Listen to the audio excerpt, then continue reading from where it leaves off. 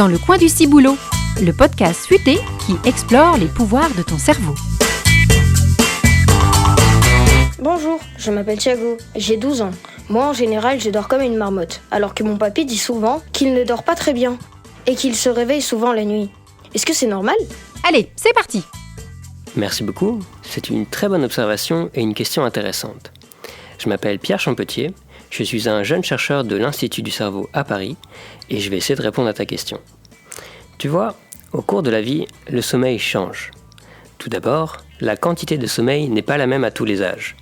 Si tu as un petit frère ou une petite sœur, peut-être as-tu déjà remarqué qu'il ou elle a besoin de dormir beaucoup et de faire de nombreuses siestes.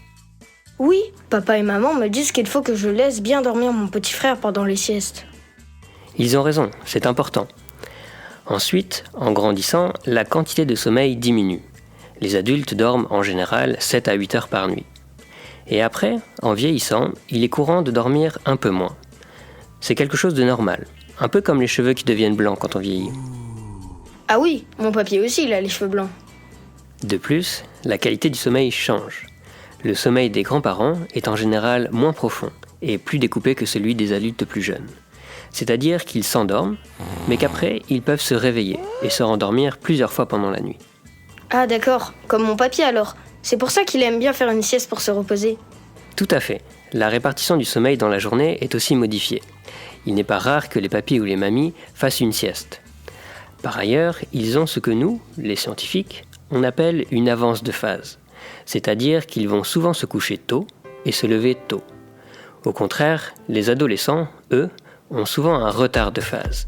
Ils ont tendance à se coucher tard et à se lever tard. Alors ça c'est bien vrai. Mon grand frère, lui, il a du mal à se lever tôt pour aller au collège.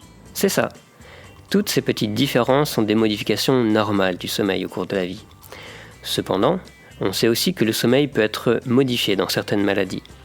Par exemple, dans mon travail, je regarde l'activité du cerveau pendant le sommeil des personnes âgées qui ont la maladie d'Alzheimer, une maladie qui empêche la mémoire de bien fonctionner.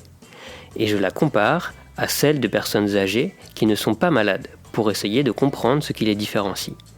Mais je te rassure, même si on dort un peu moins bien en vieillissant, tout le monde ne va pas avoir ce type de maladie.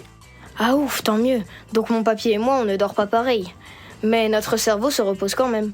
Eh oui, aujourd'hui, on sait qu'un sommeil de bonne qualité aide le cerveau à rester en bonne santé, et ce, tout au long de la vie. Donc prends bien soin de ton sommeil et de celui de ton petit frère.